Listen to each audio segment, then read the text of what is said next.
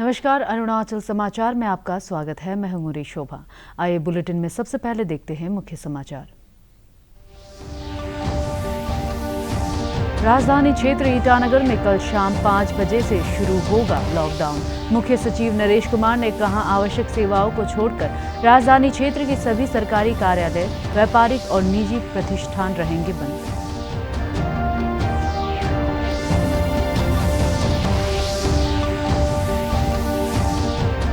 Covid संक्रमण से देश भर में पिछले 24 घंटे में 24,850 लोगों में संक्रमण की हुई पुष्टि। 4 लाख से ज्यादा कोविड रोगी उपचार के बाद हुए स्वस्थ। रक्षा मंत्री और केंद्रीय गृह मंत्री ने डीआरडीओ द्वारा निर्मित 1000 बिस्तरों वाले कोविड अस्पताल का किया दौरा। ईस्ट सियांग जिले के रोयांग में वन महोत्सव के तहत पौधारोपण कार्यक्रम का आयोजन। गांव की सुंदरता और स्वच्छ वातावरण के लिए राज्य के प्रत्येक व्यक्ति से हर साल एक पेड़ लगाने और उसकी देखभाल करने का किया गया आह्वान।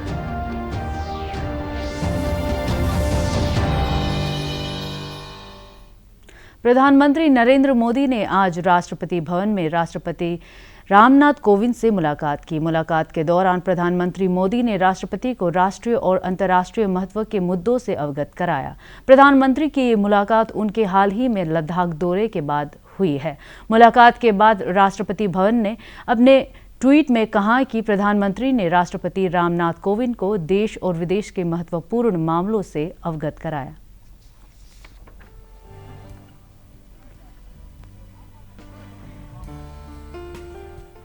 अरुणाचल प्रदेश सरकार ने ईटानगर राजधानी क्षेत्र में सोमवार से शुरू हो रहे लॉकडाउन का समय संशोधित किया है। राज्य के मुख्य सचिव नरेश कुमार ने बताया कि कल शाम 5 बजे से 13 जुलाई शाम 5 बजे तक सुबह 5 बजे तक लॉकडाउन लागू रहेगा। लॉकडाउन के दौरान लागू होने वाले दिशा निर्देशों की जानकारी देते हुए उन्होंने कहा कि राजभवन, राज्य सचिवालय, पुलिस मुख्यालय, आपदा प्रबंधन और अन्य आवश्यक सेवाओं को छोड़कर राजधानी क्षेत्र के सभी सरकारी कार्यालय बंद रहेंगे। सभी व्यापारिक और निजी प्रतिष्ठान भी बंद रखे जाएंगे। केवल बैंक और एटीएम, प्रिंट और इलेक्ट्रॉनिक मीडिया, स्वास्थ्य केंद्र और इंटरनेट तथा प्रसारण सेवा सुचारू रूप से कार्य करते रहेंगे। उधर राज्य में पिछले 24 घंटे के दौरान कोरोना संक्रमण के 7 नए मामले दर्ज किए गए हैं। राज्य में कोविड संक्रमण के सक्रिय मामलों की संख्या 182 हो गई है, जबकि 76 मरीज अब तक स्वस्थ हो चुके हैं। प्रदेश में कोविड संक्रमण की जांच के लिए अब तक 26,000 से ज्यादा सैंपल लिए जा चुके हैं। तो 5 AM on 6 जुलाई की जगह 5 PM 6 जुलाई में हुआ। ये एक मेजर डिफरेंस है सुबह और शाम में। दूसरा एक है कि जो 12 जुलाई शाम की हमने बात करी थी, तो यानी फिर ये होता है कि बहुत सारे लोग 5 बजे के बाद में अचानक एकदम सड़क पर आ जाते हैं, तो ये सोच के उसको 13 जुलाई के सुबह 5 बजे तक किया गया है। तो पहला यानी कि डिसीजन जो है वो टाइमिंग्स को लेकर है। तो अब फाइनली ये हुआ है कि पूरा हमारा जो कैपिटल कॉम्प्लेक्स है, ईटानगर कैपिटल कॉम्प्लेक्स और दोईमुख सर्कल जो पापुमपारे का है, इस पूरे एरिया में 5 बज के शाम के 5 बजे से 6 जुलाई से लेके 5 बजे सुबह 13 जुलाई तक लॉकडाउन है। दूसरा जो एक SOP या जो गाइडलाइंस थी, उस पे ये हुआ है कि लॉकडाउन एक ऐसा लॉकडाउन होगा जिसमें हम कोशिश करेंगे कि 100% लॉकडाउन हो। मूवमेंट्स चाहे वो व्यक्तियों का हो या गाड़ियों का हो, वो पेयर मिनिमम होना चाहिए, जिससे कि हमारे पास में डिस्ट्रिक्ट के जो एडमिनिस्ट्रेशन है उसके पास में एक सफिशिएंट टाइम हो कि वो अपने आप को अच्छी तरह से प्रिपेयर कर सके कि कोविड-19 का फर्दर कंटेनमेंट हो। तो इसके चलते हुए यानी आपके थ्रू हम सब यहाँ के जो निवासी हैं उनसे गुजारिश होगी कि वो एडमिनिस्ट्रेशन के साथ में पूरा सहयोग दें। यहाँ आपको बताते हुए नहीं कि मेरे को खुशी भी है कि जो 2 हमारे व्यक्ति थे जो कि हमारे कोविड केयर सेंटर में काम कर रहे थे और जो बाद में यानी कि कोविड-19 पॉजिटिव पाए गए, उनका डिस्ट्रिक्ट एडमिनिस्ट्रेशन ने बड़ा detailed primary and secondary contact receive किया और उन 2 व्यक्तियों के टोटल जो हमने अपने आइडेंटिफाई करे, प्राइमरी और सेकेंडरी को मिला के 202 थे। तो 202 में से 201 के result has already been received, and fortunately all 201 cases out of 202 are negative. One result is awaited and hopefully by today late evening we'll get that result also. देश में अब तक 4,09,083 कोविड रोगी उपचार के बाद स्वस्थ हो चुके हैं। पिछले 24 घंटे में इस वायरस से 14,856 रोगी ठीक हुए हैं। स्वस्थ होने की दर लगभग 60.77% हो गई है। स्वास्थ्य और परिवार कल्याण मंत्रालय ने कहा है कि पिछले 24 घंटे में 24,850 लोगों में संक्रमण की पुष्टि हुई है। एक दिन में संक्रमित व्यक्तियों की यह सबसे अधिक संख्या है। अब देश में कोविड मरीजों की कुल संख्या 6,73,165 हो गई है। पिछले 24 घंटे में 613 लोगों की मृत्यु के साथ ही मृतकों की कुल संख्या 19,268 हो गई है। इस समय देश में 2,44,814 मरीजों का इलाज चल रहा है। इधर रक्षा मंत्री राजनाथ सिंह और केंद्रीय गृह मंत्री अमित शाह ने आज रक्षा अनुसंधान और विकास संगठन DRDO द्वारा निर्मित सरदार वल्लभ भाई पटेल कोविड अस्पताल का दौरा किया। 1,000 बिस्तरों की क्षमता वाला यह अस्पताल मात्र 11 दिनों में तैयार किया गया है। DRDO ने दिल्ली में बनाए गए इस अस्पताल के विभिन्न वार्डों का नाम भारतीय सेना के उन जवानों के नाम पर रखने का निर्णय लिया है जिन्होंने पिछले महीने गलवान घाटी में अपने प्राण न्यौछावर किए। अस्पताल में ICU और वेंटिलेटर वार्ड का नाम कर्नल B संतोष बाबू के नाम पर रखा गया है। हवाई अड्डे के निकट स्थित यह अस्पताल पूरी तरह वातानुकूलित है। इसका संचालन सशस्त्र सेनाओं द्वारा किया जाएगा। पत्रकारों से बातचीत में रक्षा मंत्री ने कहा कि इस केंद्र में 250 अधिक गहन चिकित्सा यूनिटें उपलब्ध है। श्री सिंह ने कहा कि इस अस्पताल में विश्व स्वास्थ्य संगठन के सभी दिशा निर्देशों का पालन किया गया है। यहाँ पर वेंटिलेटर्स, ऑक्सीजन और अन्य सारी सुविधाएं तो यहाँ पर उपलब्ध हैं ही। अपने में परफेक्ट हॉस्पिटल है। मैंने WHO की जो भी गाइडलाइंस हैं उन गाइडलाइंस को ध्यान में रखते हुए ही इस टेम्पररी हॉस्पिटल का निर्माण किया गया है। सब 1000 बेडेड।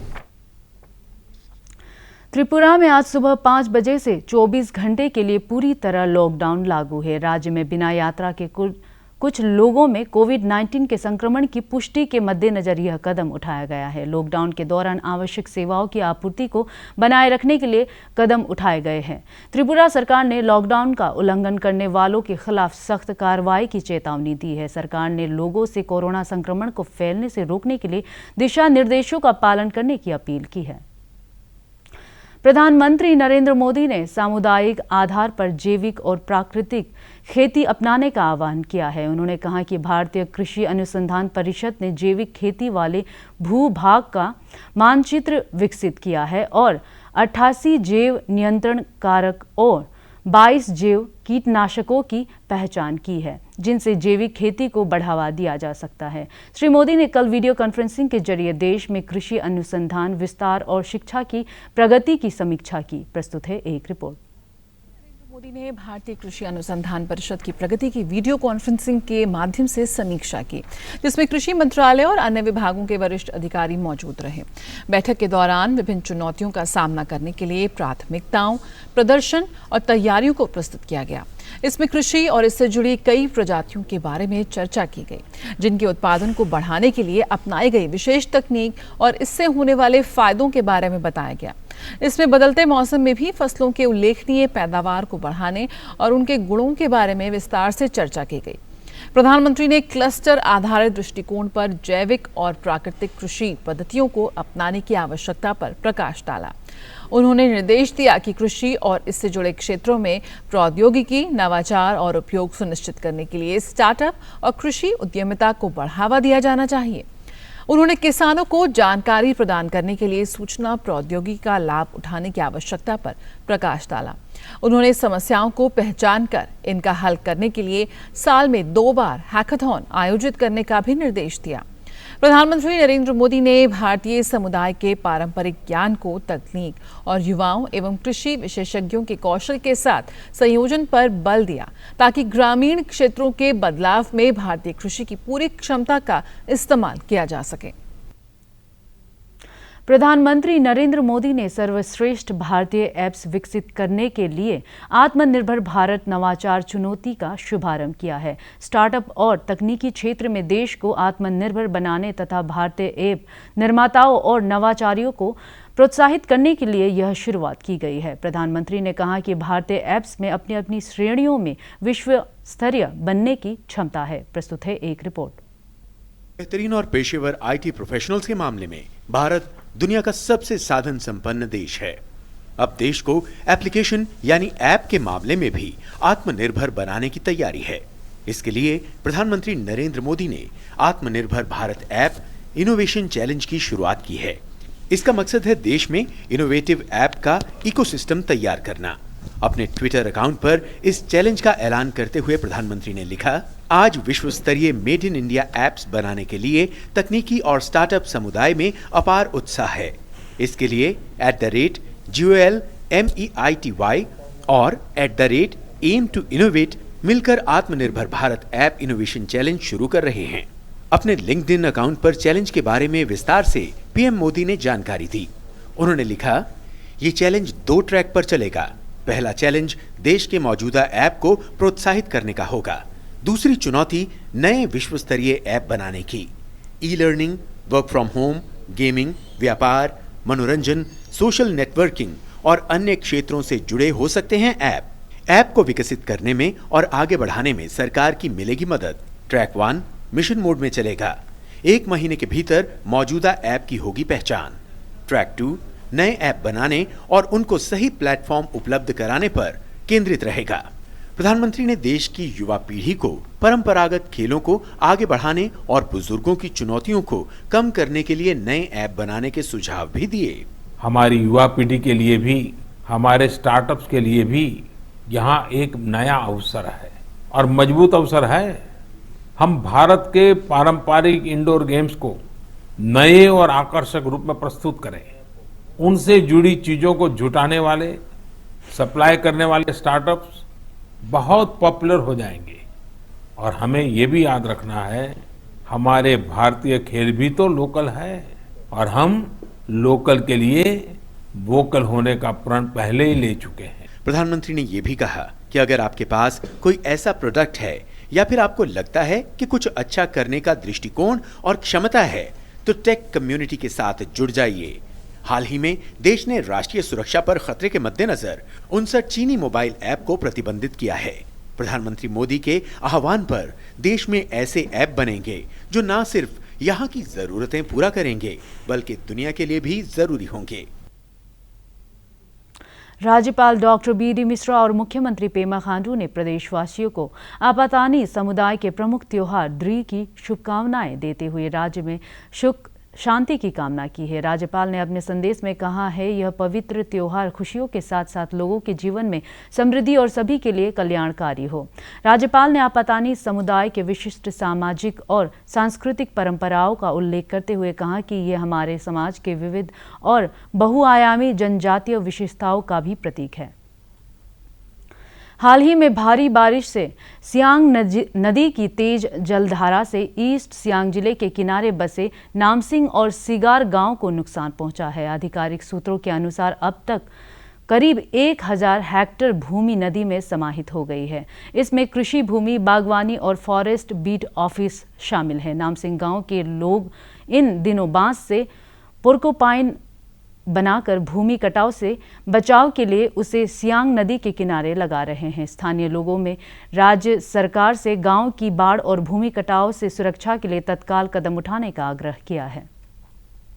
ईस्ट सियांग जिले के रायांग में आज वन महोत्सव के तहत पौधारोपण किया गया। सौंदर्य प्रतियोगिता की विजेता चुमदारांग और प्रदेश के जाने माने लोक गायक देलोंग पौदुंग के नेतृत्व में स्थानीय लोगों ने प्राथमिक विद्यालय रायांग के परिसर की सुंदरता को बढ़ाने और हरे भरे वातावरण में बच्चों की शिक्षा के लिए पौधे लगाए।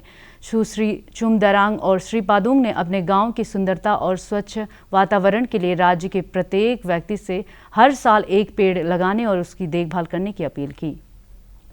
एजुकेशन है इसको सुंदरता बनाने के लिए, और जितना सारा यंग जनरेशन है इसको भी हम लोग अवेकनिंग करने के लिए, हम लोग उत्साह बढ़ाने के लिए, हम लोग जागरूकता फैलाने के लिए हम लोग हाउस प्लांटेशन कर रहे हैं। हमारा जो गांव है यहाँ पे हम लोग ने जो दलोंग जी है, दलोंग पादुंग जी है, उन्होंने ये इनिशिएटिव लिया और हमने आज बहुत सारा प्लांटेशन किया। सब गांव के सब लोग भी आए हुए हैं, तो मुझे बहुत खुशी हो रही है कि सब मिलके ये कर रहे हैं। हम लोग जितना लगाते हैं बहुत साल लग जाता है, पर काटने में हम लोग बहुत आसानी से हम लोग काट लेते हैं, पर पेड़ उगाने में बहुत समय लगता है। तो सबसे मैं यही अपील करना चाहूँगी कि आप लोग भी इस वन महोत्सव में साथ दीजिएगा। कम से कम एक पौधा अपने परिवार की ओर से एक पौधा आप लोग भी लगा लीजिएगा। प्रधानमंत्री गरीब कल्याण अन्न योजना को नवंबर महीने तक बढ़ाए जाने से राज्य के लाभार्थियों में खुशी देखी जा रही है।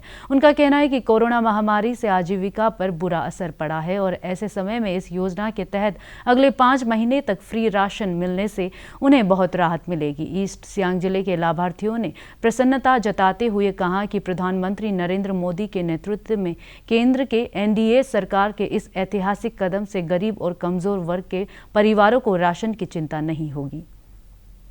जो हम गरीब लोगों को राशन फ्री में दे रहे हैं, जो बढ़ा दिया है वो सुन के बहुत खुशी लग रहा है। लॉकडाउन का समय में काम करने का भी जगह नहीं है, हाजिरा फाजिरा भी नहीं मिलता रहा। अरुणाचल समाचार के आज के अंक में इतना ही। हम कल फिर हाजिर होंगे अरुणाचल और देश दुनिया की खबरों के साथ। आप देखते रहिए अरुण प्रभा। नमस्कार।